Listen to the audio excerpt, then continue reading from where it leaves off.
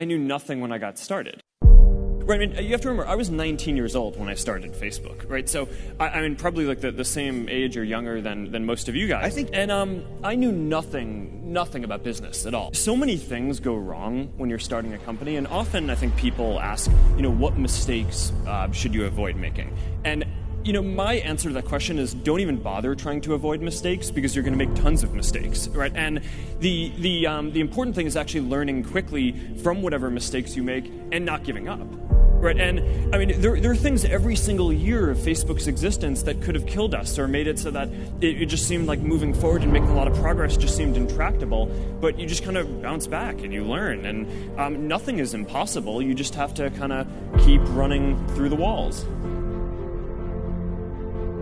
It is a process to go through when you want to be successful at something. It's not, I mean, if you look at the city wasn't built in a day, right? So, it takes time to truly reach your goals and reach your potential.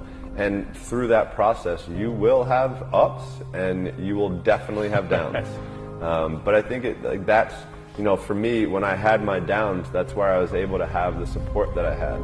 And for me, always wanting to get better, always wanting to get stronger, and that process, like I said, now I can look at myself in the mirror and be happy with who I see. Easy is not an option.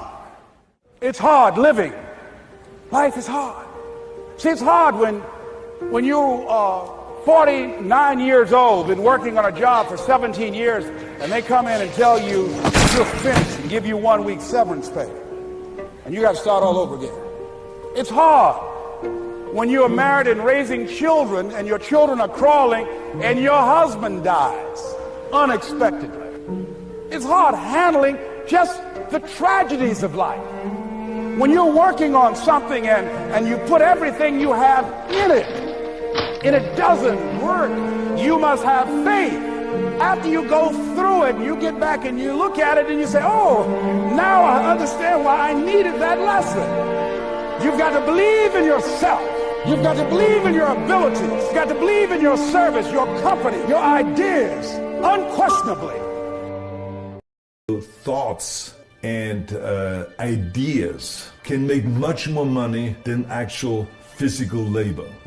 And physical labor is always part of the action, because I always say you got to work your ass off no matter what you do, because now you have a great idea, but then you still have to implement it, and you have to hustle, you have to go to the bank, get your financial statement, do this and that, and raise money sometimes, and you go to look at 1,000 apartment buildings to find the right one, and all those kind of things, so you still have to work.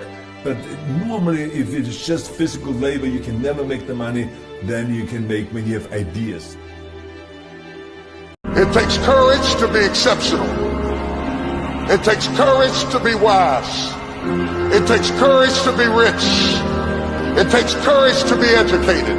It takes courage to be knowledgeable.